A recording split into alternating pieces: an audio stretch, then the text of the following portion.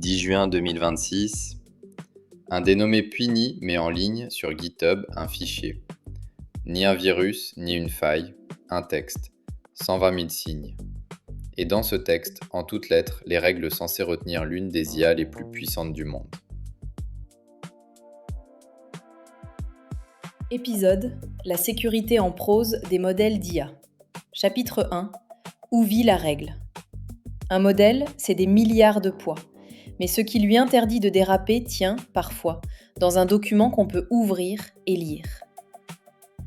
Reprenons cette image parce qu'elle est plus étrange qu'elle n'en a l'air. D'un côté, vous avez un modèle de langage, des centaines de milliards de paramètres, une matière mathématique illisible que personne ne sait vraiment inspecter à la main. De l'autre, vous avez ce qu'on appelle le système prompt, un texte écrit en anglais courant qui dit au modèle ce qu'il a le droit de faire et ce qu'il doit refuser. Et c'est là, dans ce texte, que loge une grande partie de la sécurité de Claude Fable 5. Pas dans les poids, dans la prose. Pendant longtemps, on a imaginé que la prudence d'un modèle vivait au fond de lui, façonnée pendant l'entraînement, inséparable de son intelligence. La fuite du 10 juin raconte une autre histoire. Une part énorme de cette prudence n'était pas dans le cerveau de la machine, mais écrite par-dessus, à la main, comme une longue consigne punaisée au mur d'un atelier que le premier passant peut lire et décrocher. Prenons un cas simple pour bien voir. Vous demandez au modèle comment fabriquer une substance dangereuse. Quelque part, il faut que quelque chose dise non. Et ce non peut s'installer à des étages très différents de la machine. Le plus profond, c'est l'entraînement. On filtre les données pour que le modèle n'apprenne même jamais certaines choses. Un cran au-dessus, on le récompense pendant des mois, jusqu'à ce que le refus devienne un réflexe fondu dans ses poids. Reste la solution de surface. Poster un garde à la sortie qui relie la réponse, ou écrire la consigne dans le mode d'emploi rappelé à chaque conversation. Les solutions profondes sont opaques mais robustes. Celle de surface est lisible, modifiable et terriblement exposée. Voilà toute la différence. Un refus fondu dans les poids, c'est une habitude que le modèle a prise et qu'on ne sait pas vraiment lui retirer. Le mode d'emploi, lui, n'est qu'une note collée sur la porte que le premier venu peut lire et arracher. Et ce n'est pas une subtilité d'ingénieur. Quand la règle vit dans le texte, il suffit qu'elle fuite ou qu'on la contourne pour que le garde-fou saute d'un coup, partout, pour tout le monde. Dans les poids, au contraire, même un attaquant qui a tout lu doit encore forcer quelque chose. La différence, ce n'est pas la perfection, c'est le coût de l'attaque. Et ce que la fuite du 10 juin a révélé, c'est qu'un laboratoire de tout premier plan avait misé, très largement, sur la note collée sur la porte. 120 000 signes de consignes, plus long que bien des romans. Pensez à l'effort que ça représente. Des ingénieurs qui tentent d'anticiper, à la main, phrase après phrase, tout ce qu'une intelligence générale ne devrait jamais accepter de faire. Et pensez à la symétrie. D'un côté, des humains qui rédigent, qui se fatiguent, qui finissent par oublier un cas. De l'autre, une machine qui avale ses 120 000 signes en un instant, sans jamais se lasser, et qu'on peut pousser à en chercher la faille. La question qui ouvre cet épisode est simple et elle dérange. Une sécurité qu'on peut lire, est-ce qu'elle peut encore protéger ? Chapitre 2 : 120 000 signes. Le red teamer ne casse pas le modèle. Il en publie le mode d'emploi. Et la façon dont il est entré en dit plus long que la fuite elle-même. Voyons ce que ce fichier contient vraiment, parce que le détail change tout. Selon l'analyse de Pasquale Piliteri, mise en ligne le 11 juin, c'est la première fois que le système prompt complet d'un modèle de cette classe, déployé pour le grand public, se retrouve publié par un tiers. 120 000 signes de règles et de cas particuliers. Et l'analyse technique d'OPSEC Insider en tire la conclusion qui fait mal. Si la sécurité tient dans un texte aussi long, c'est qu'elle repose lourdement sur des instructions en langue naturelle et non sur un refus gravé dans les poids du modèle. Or, un prompt, je reprends l'esprit de leur analyse, peut être lu puis contourné par quiconque y a accès. Un refus inscrit dans les poids, lui, est bien plus difficile à analyser et à déjouer. Vous voyez la différence. C'est celle qui sépare un panneau interdit d'entrée d'un mur. Un panneau se lit et se contourne. Contre un mur, on se cogne. Alors comment Pliny est-il entré ? Pas par la force brute, mais par la patience. Il a d'abord brouillé les filtres qui surveillent les mots interdits, avec des caractères trafiqués, des lettres cyrilliques glissées au milieu d'un mot, des sosies typographiques qui imitent une lettre sans en être une. Puis, et c'est le cœur de l'affaire, il a procédé par décomposition. Imaginez que vous vouliez extraire une recette dangereuse. Vous ne la demandez jamais en face, vous posez une série de petites questions anodines, chacune parfaitement innocente, prise isolément, chacune sous le seuil qui déclencherait l'alarme. Car un filtre, en coulisses, note chaque requête selon son danger et bloque au-dessus d'un certain seuil. Tout le jeu consiste à rester, à chaque question, juste en dessous. Puis vous recollez les morceaux vous-même, dans votre coin. Le tout est nocif. Chaque pièce, prise seule, ne l'est pas. C'est comme interroger un serrurier sur le fonctionnement d'une serrure sans jamais lui dire que c'est celle de la porte du voisin. Aucune question n'est coupable. La somme, oui. Cette attaque ne force donc aucune serrure. Elle lit le règlement, repère ce qu'il surveille et fait passer le danger par les angles morts qu'il ignore. Anthropique, il faut le dire, relativise. Le laboratoire affirme n'avoir reçu aucune preuve d'un contournement universel qui aurait produit un résultat réellement nocif, seulement une technique étroite qui ne se généralise pas. Soit, mais un détail en dit long sur la maison. Le laboratoire avait annoncé, dès le lancement, une rétention des données sur 30 jours, pensée précisément pour étudier ce genre d'attaque. Autrement dit, il savait que ça viendrait. Il avait préparé la salle d'autopsie avant l'accident. Et le vrai coup de cette fuite est là, durable. Le jour où le modèle reviendra en ligne, quiconque veut l'attaquer commencera la partie en ayant déjà lu le manuel de sécurité en entier. On n'a pas perdu un secret, on a publié le plan du bâtiment avec l'emplacement des caméras. Et un plan, ça ne se reprend pas. Tant que la sécurité vivra dans ce texte, chaque retour en ligne du modèle commencera avec un adversaire qui en sait déjà autant que ses concepteurs. Chapitre 3. Le code qui crée ses niches.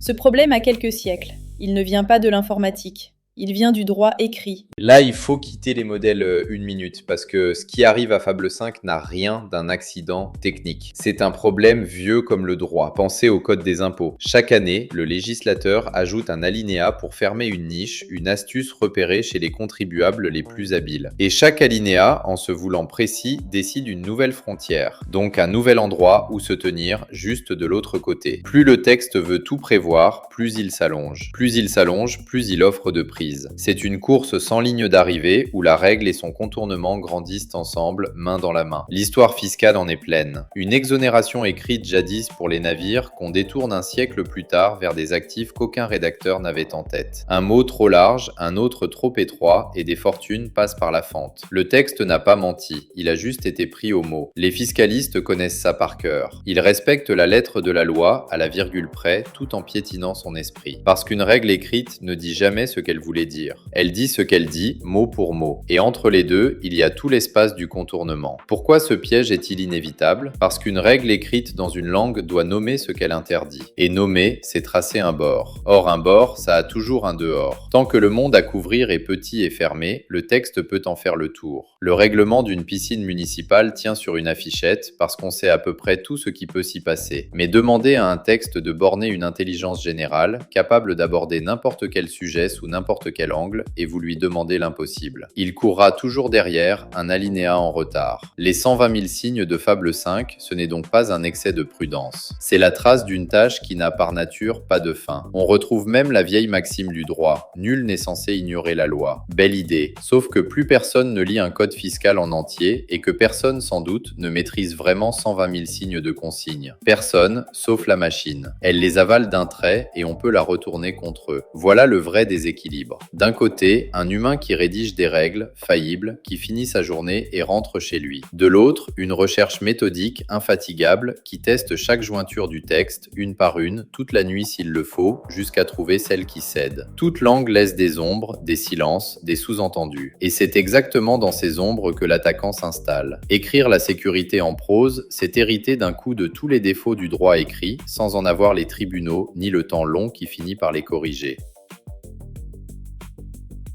Chapitre 4. Kerckhoff à l'envers. Une idée de 1883 éclaire toute l'affaire, et elle se retourne contre ceux qui croyaient l'appliquer. Si le chapitre précédent disait pourquoi le contournement est inévitable, celui-ci pose un piège plus retors, qui touche au secret. En 1883, un cryptographe nommé Auguste Kerckhoff énonce un principe qui fonde encore aujourd'hui toute la sécurité moderne. Un système doit rester sûr même si tout, sauf la clé secrète, est connu de l'adversaire. Traduisez, ne comptez jamais sur le secret du mécanisme lui-même, comptez seulement sur le secret de la clé. Pourquoi cette idée a-t-elle traversé un siècle et demi? Parce que le mécanisme finit toujours par fuiter, et une protection qui ne tenait que par son secret s'effondre le jour où ce secret tombe. Les armées ont appris cette leçon dans la douleur. Pendant longtemps, elles ont cru qu'il suffisait de cacher le fonctionnement de leur machine à chiffrer. La plus célèbre de ces machines a fini percée, non par trahison, mais parce qu'on avait compris sa logique. Le secret n'avait fait que retarder l'échéance. Ce qui protège vraiment, ce n'est jamais l'obscurité, mais une serrure qui tient même quand on en connaît le plan. Et c'est précisément ce que le 10 juin met en pleine lumière. Le garde-fou de Fable 5, c'était ce texte. On le trouve désormais sur GitHub, lisible par tous, sans aucune serrure de secours dans les poids pour prendre le relais une fois le manuel connu. Autrement dit, le secret du mécanisme était le mécanisme. C'est tout le problème. Alors le laboratoire avance un argument, et il a du poids, il faut l'entendre. La même information dangereuse, dit-il, est de toute façon accessible via d'autres modèles puissants restés en ligne cette semaine-là, sans le moindre contournement. C'est sans doute vrai, mais regardez où ça nous mène. Si le danger passe ailleurs sans effort, alors le règlement de 120 000 signes n'était pas la digue qui retenait le pire. Il était surtout ce qu'on pouvait montrer pour rassurer, une vitrine, plus qu'une serrure. Et c'est le propre des sécurités de façade. Elles rassurent les clients et les régulateurs bien plus qu'elles n'arrêtent celui qui sait où regarder. Pliny, lui, retourne l'argument autrement. Il décrit ces garde-fous comme autoritaires, plus efficaces pour gêner le chercheur honnête que pour arrêter l'attaquant déterminé. La formule est provocante, mais elle pointe une gêne réelle. Un manuel lisible se lit dans les deux sens. Le défenseur l'étudie pour colmater, l'attaquant pour percer, et rien dans le texte lui-même ne décide à qui il profite le plus. Et c'est là que le monde de la sécurité se mord la queue. Partout ailleurs, la bonne pratique consiste à publier ses défenses, à les exposer à la critique, à laisser les chercheurs les éprouver au grand jour.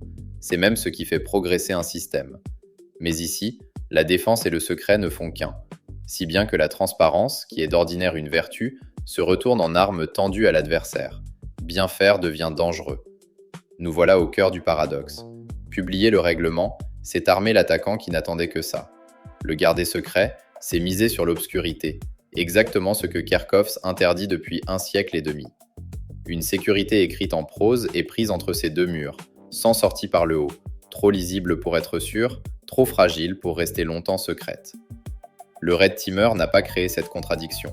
Il l'a seulement rendue visible, un dimanche de juin, sur une page que tout le monde pouvait ouvrir. Chapitre 5. La grille de l'acheteur. Vous ne fabriquez pas le modèle, vous l'achetez.